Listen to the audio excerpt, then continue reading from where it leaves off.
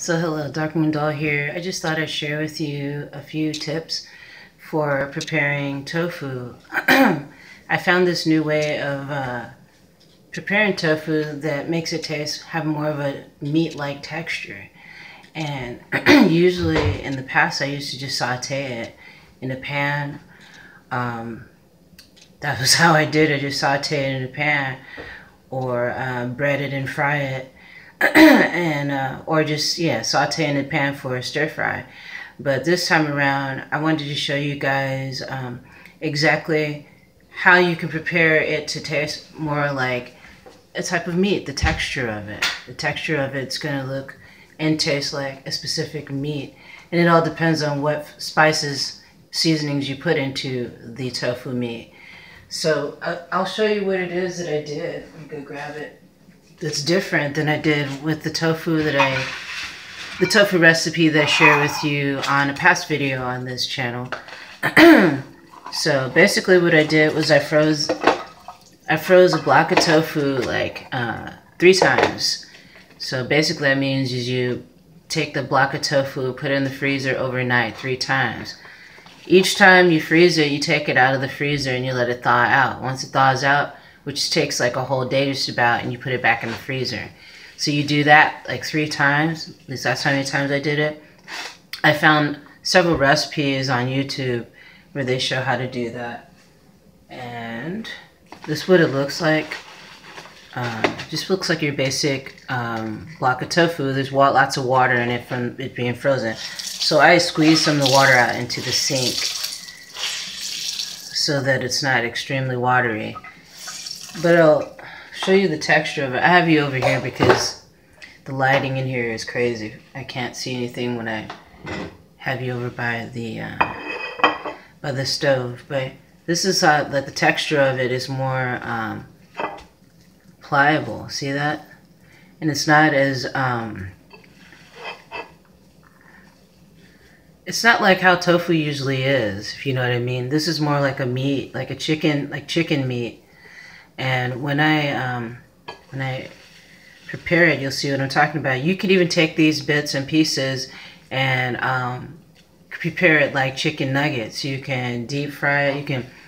What you do is you can use either egg, or you can soak some flax seeds and dip your you soak the flax seeds in water, and the water from the flax seeds will get really gelatinous like an egg.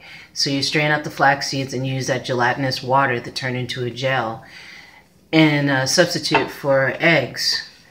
Because a lot of times that's what deep fried foods require when you're deep frying like chicken or whatever. You have egg and flour.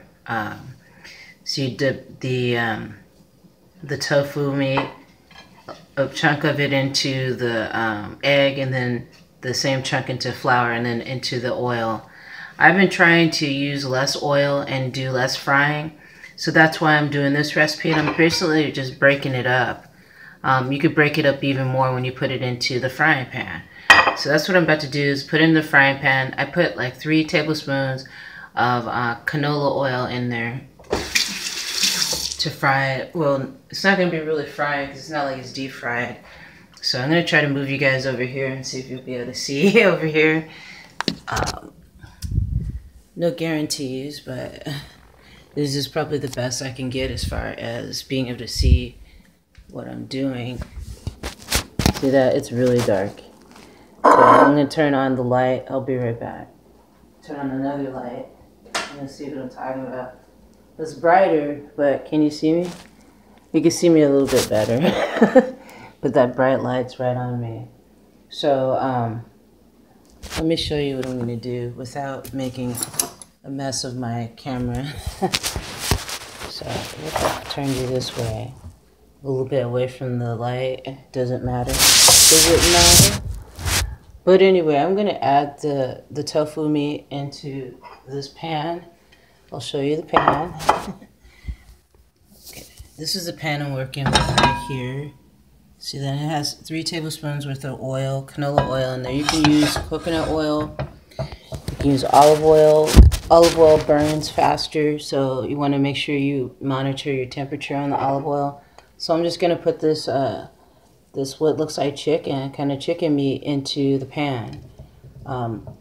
I suggest not putting it on high. If you, like I said, if you have olive oil, because it burns really fast, so you don't want to cook it on high. So you can season it however you want to. I kind of want to make taquitos out of this, even though I've made some recently.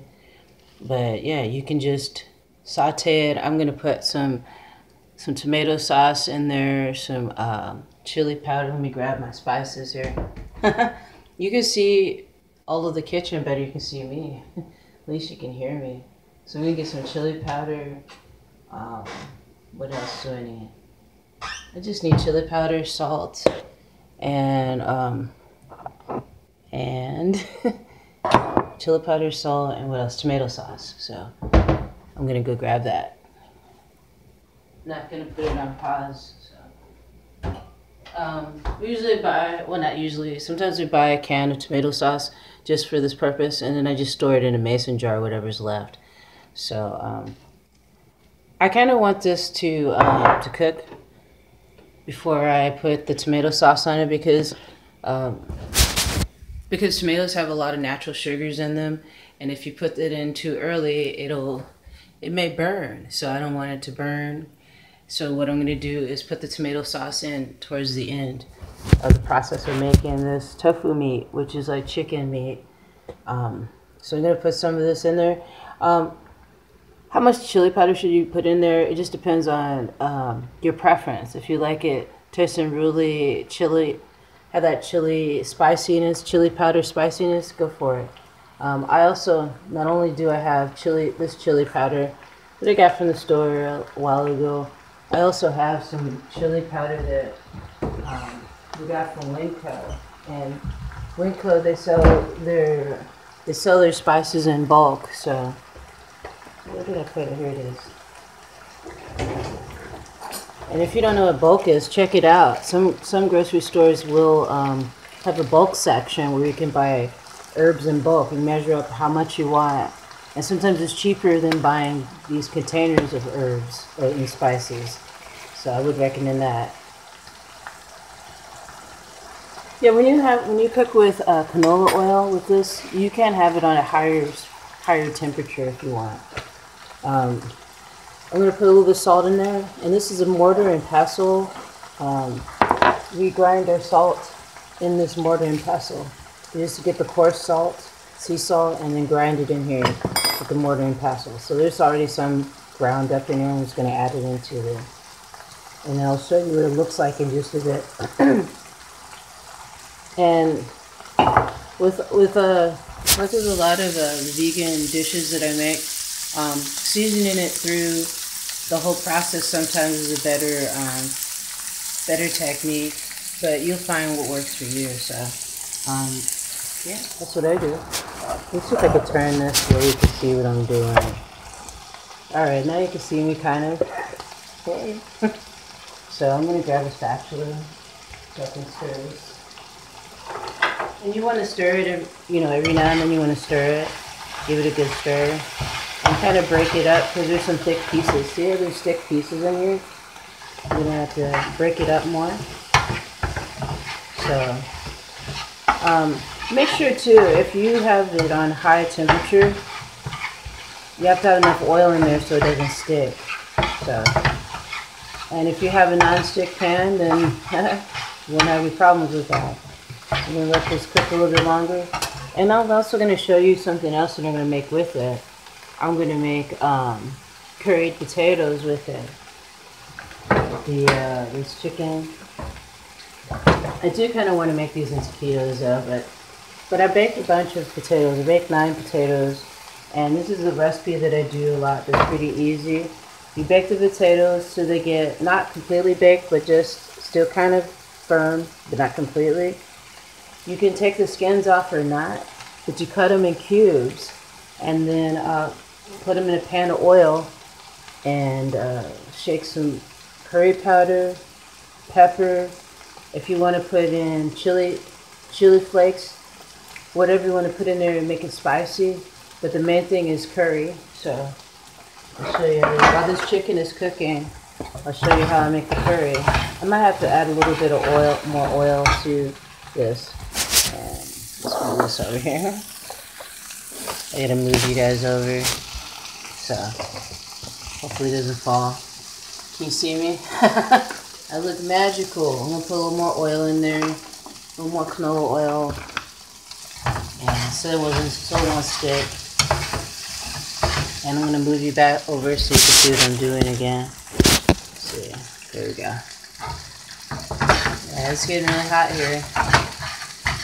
You might want to move this over to the side so they can cook at a slower pace while I get the potatoes going. So I'm gonna put some potatoes, cube up the potatoes and put them over here.